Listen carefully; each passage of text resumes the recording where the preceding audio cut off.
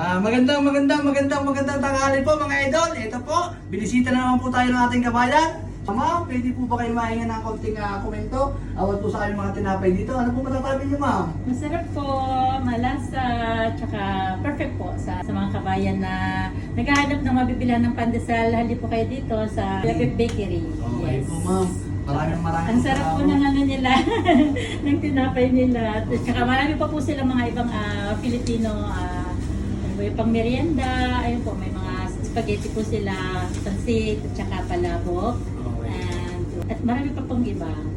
Halip kayo dito sa Kuya Kim Bakery. Okay po, ma'am. Maraming po salamat sa pag-agilig po nyo sa sariling atin. Talaga? Kaya po mga idol, ano pang inaantay nyo?